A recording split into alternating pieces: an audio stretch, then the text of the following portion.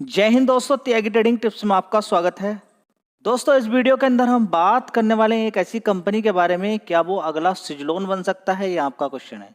आप सवाल पूछ रहे हैं, एक 14 रुपए का शेयर आप बता रहे हैं जो कि पावर सेक्टर का शेयर है, क्या आने वाले टाइम में वो सुजलोन बन सकता है, यानी कि क्या इस तरह के रिटर्न बना के दे सकता है जैसे कि इसने 52 वीक हाई कितना हमारा 86 10 रुपए का शेयर होता था। अगर थोड़ा सा लंबा चले यहाँ से तो यहाँ पर आप देख सकते हैं कि ये शेयर कितने का था, 2 रुपये 71 पैसे का 2020 के अंदर। चलिए और थोड़ा सा आगे चल जाते हैं, 2023 के अंदर ये 7 रुपये 90 पैसे का शेयर था। और थोड़ा सा ऊपर की साइड में देखने की कोशिश करते हैं तो 39 रुपये का शेयर 2024 के अंदर पहुंच जाता है। तो सीधा हमें देखना है कि ये 10 रुपये के आसपास का शेयर था। थोड़ा सा और ऊपर की तरफ यहाँ पर देखेंगे तो 14-15 रुपये का शेयर था जून 2023 के अंदर। 2 साल के अंदर इसने इतने ज़बरदस्त रिटर्न बना के दिए कि ऊपर की साइड में 86 मार दिया।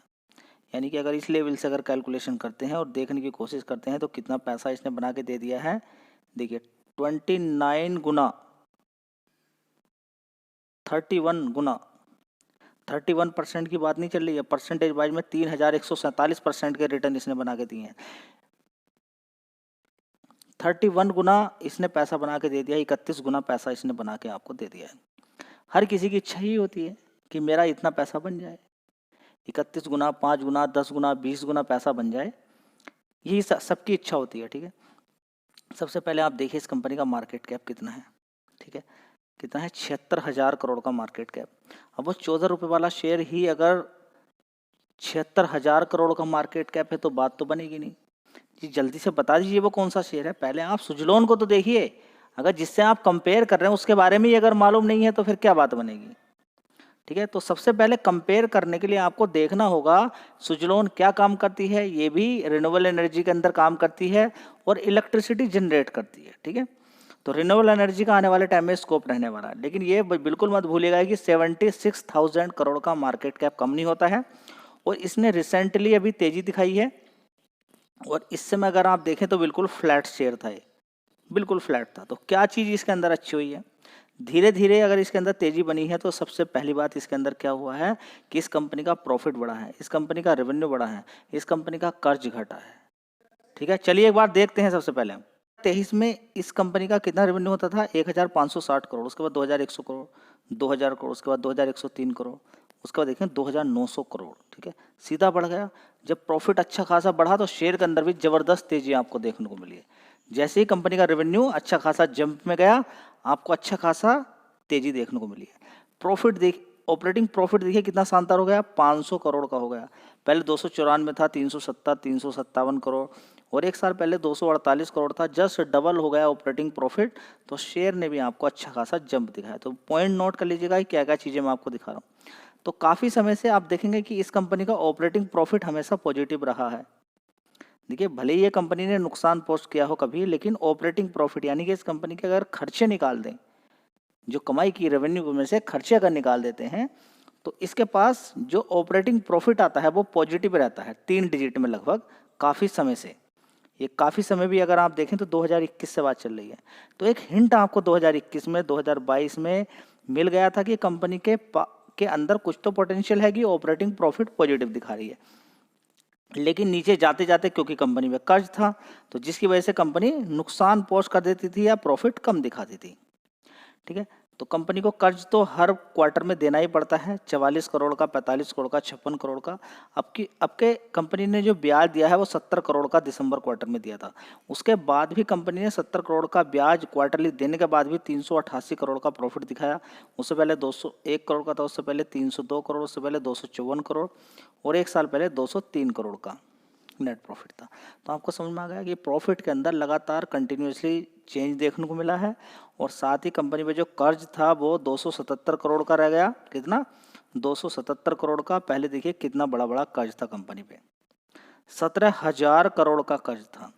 क्या कंपनी ने अपनी मेहनत से ही सारा काम किया है या अपने एसेट बेचे हैं? तो देखिए पहले चले जाइए आप, 30,000 करोड़ के एसेट्स थे, टोटल एसेट्स। अब कितने हजार करोड़ के हैं, तो देखिए यहाँ पे 9,600 करोड़ के। तो आप कहेंगे कंपनी ने एसेट्स बेच के काम किए हैं, तो अपने कर्जे को खत्म किया है, कर्ज कम किया है, जिसकी वजह से प्रॉफिट देखने को मिला, तो इसने ग्रोथ क्या की। ठीक है, समझने के लिए बहुत कुछ है, ध्यान आप दीजिए। फिलहाल देखिए कंपनी पे जो वर्डन था कर्ज का वो खत्म हुआ है, जिसकी वजह से शेयर के अंदर तेजी देखने को मिली है। एक टेंशन लोगों की खत्म हो गई है कि अब कंपनी पे कर्ज नहीं है। तो सारी बात आपको समझ में आ गई। एक हिंट आपको और मिल जाती है कि कंपनी के अंदर FIs 23% है इस समय। कितने? 23%। तो 2021 में कितने होते थे? देखिए 2022 में 6% FIs होते थे। कितने? 6%। वो लगातार बढ़ते चले गए। तो FIs अगर किसी शेयर को खरीद रहे हैं तो उसके अंदर कुछ ना कुछ तो उन्होंने देखा होगा। आपके सामने आज की डेट में 23% की हिस्सेदारी लेकर बैठे हुए हैं FIs। समझ में बात आई शेयर के अंदर क्यों तेजी बनी। चलिए अब देखते हैं जो शेयर मैंने जो आप पूछ रहे हैं कि क्या ये आगे सुजलोन बन सकता है क्या। चलिए तो दोस्तों अगर यहाँ पर देखने की कोशिश करते हैं तो जो कंपनी आप पूछ रहे हैं 1994 से चल रही है, जयप्रकाश पावर कंपनी का नाम है। ठीक है, अगर देखने की कोशिश करते हैं तो कोल माइनिंग करती है, सैंड माइनिंग करती है, सीमेंट ग्राइंडिंग करती है, सीमेंट ही बनाती है, and production of thermal electricity and hydro electricity, यानी कि पानी को जब टरबाइन पे गिराया जाता है ऊपर से, उससे जो इलेक्ट्रिसिटी जनरेट होती है। ठीक है, तो धंधा तो बढ़िया है कंपनी का, इलेक्ट्रिसिटी जनरेट अगर करती है कंपनी तो बढ़िया काम है, कोई गलत काम नहीं है। आने वाले टाइम में इसके लिए अगर देखें तो स्कोप खुला हुआ है। पावर की डिमांड कभी खत्म हो ही नहीं सकती। पावर की डिमांड जब तक गर्मी जितनी ज़्यादा बढ़ेगी उतनी ज़्यादा पावर की डिमांड बढ़ेगी। अभी तक क्या था, जाड़ों में कुछ दिक्कत नहीं होती थी, लोगों को इतनी ज़्यादा इलेक्ट्रिसिटी की खपत नहीं होती थी।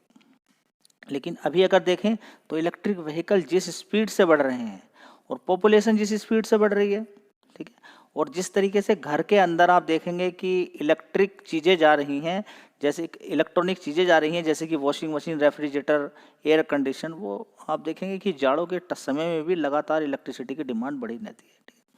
क्योंकि बड़े बड़े मकान बनते जा रहे हैं, सीमेंट से बनते हैं। सीमेंट क्या करता है कि जो भी दिन भर जितनी भी गर्मी पड़ती है सूर्य की, उसको क्या करता है, एब्जॉर्ब करके रखता है, उसको कलेक्ट कर लेता है, इकट्ठा कर लेता है अपने अंदर, और जब सूरज छिप जाता है उसके बाद भी गर्मी बनी रहती है। ठीक है, तो समझिए कि गर्मी और ज़्यादा बनने का कारण क्या है कि दिन में लगातार जो भी आसपास के दीवारें हैं उन पर सूरज की किरणें पड़ती हैं, वो गर्म होते हैं, हीट होते हैं। तो आसपास जहाँ पर भी सीमेंट वाला एरिया है, जहाँ पर भी मकान बने हुए हैं, वहाँ पर क्या है कि गर्मी होनी ही होनी है।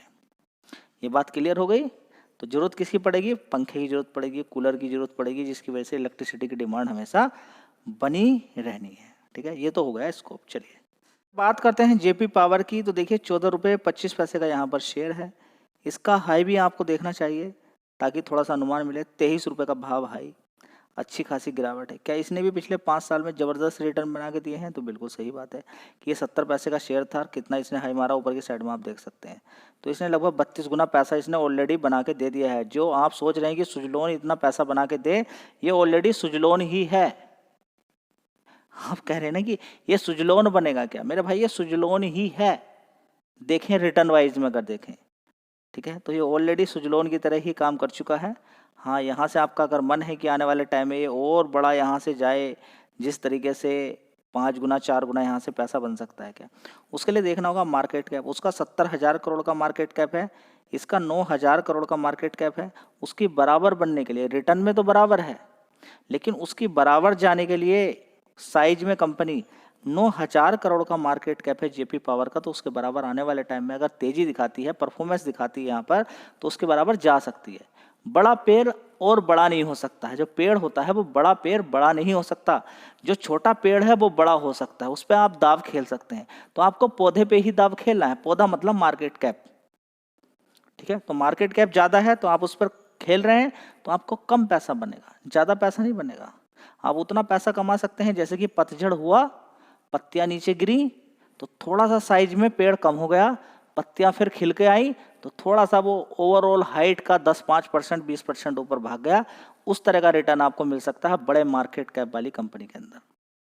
लेकिन छोटे मार्केट वाली कंपनी के अंदर आप देख सकते हैं, आप कंपेयर कीजिएगा किसकी, आप रिलायंस इंडस्ट्री, HDFC बैंक के पिछले 5 साल में कंपेयर कर लीजिएगा कि आपको जेपी पावर ने बढ़िया पैसा बना के दिया है, सुजलोन ने पैसा बना के दिया है, या आपको किसी बढ़िया कंपनी रिलायंस इंडस्ट्री ने पैसा बना के दिया, ठीक है। तो जहाँ पर बिल्कुल सेफ है, आप देखिए रिस्की टाइप है तो पैसा भी उड़ने का खतरा रहता है यहाँ पर।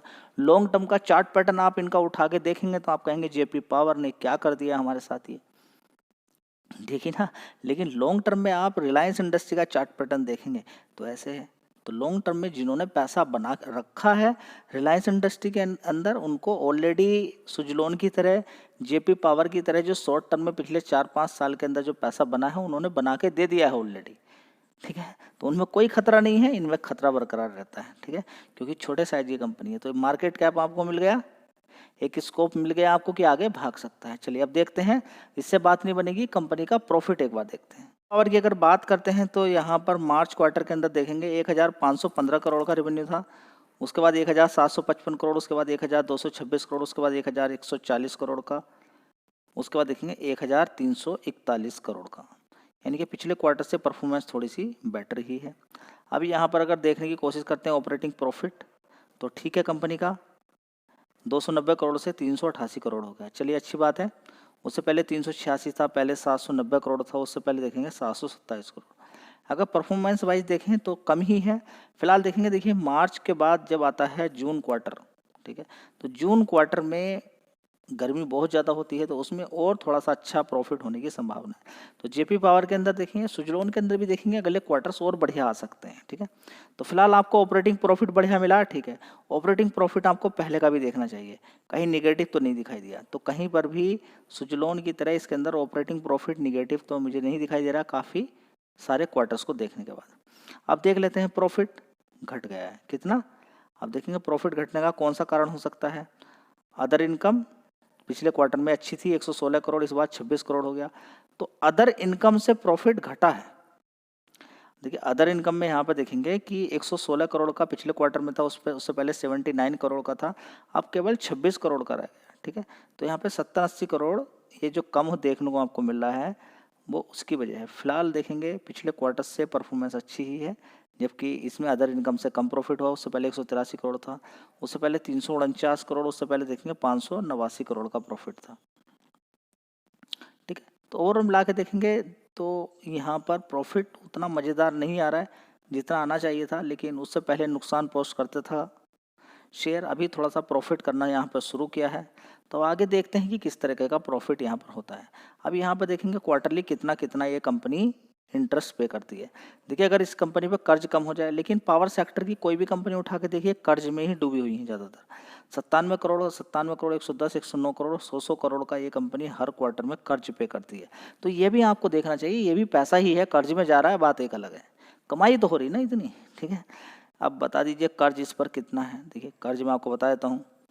सबसे पहले रिजर्व्स देखिए इस पर कितना है, 3778 करोड़ का, जो कि घटा है 4200 से 3700 करोड़ हो गया, ठीक है। कंपनी पे कर्ज बढ़ गया, 1590 करोड़ था 1700 करोड़ हो गया। पहले कितना कर्ज होता था, 4000 करोड़ का, 5000 करोड़ का, 6000 करोड़ का, 6600 करोड़। यहाँ पे देखेंगे, नहीं, यहाँ पर अगर हम देखने की कोशिश करते हैं तो देखिए कर्ज कितना होता था। यहाँ पर 32,000 करोड़ का कर्ज था, कितना, 32,000 करोड़, 25,000 करोड़, 23,000 करोड़, ठीक है। तो 32,000 से 23,000 करोड़ से तो कमी है 3,700 करोड़, ठीक है। तो क्या इसने भी अपने एसेट बेचे होंगे, देख लेते हैं। तो टोटल एसेट्स इसमें कितने हैं, 17,700 करोड़ के। पहले कितने एसेट्स थे इसके, यहाँ पे देखें 42,000 करोड़ के। तो दोनों ही कंपनियों ने ज़बरदस्त अपने एसेट्स बेचे हैं, बेचने के बाद ही अपने कर्ज खत्म किए हैं। तो आप अनुमान लगा सकते हैं कर्ज तो लगभग खत्म हो गया है। अब आगे कंपनियां क्या काम करती हैं, कैसे काम करती हैं, वो डिपेंड करेगा जी। क्या यहाँ पर भी एफआईज ने खेल करा है, देख लेते हैं। सारा डेटा आपके सामने है, कुछ नहीं छिपाया जाता है। जयप्रकाश पावर 6% की यहाँ पर हिस्सेदारी है एफआईज की। पहले कितने परसेंट की होती थी, 2% की हिस्सेदारी होती थी, ठीक है। तो सारा डेटा आपके सामने रख दिया जी। अब क्या करें, हम खरीदें नहीं खरीदें, देखिए वो आपको डिसाइड करना है।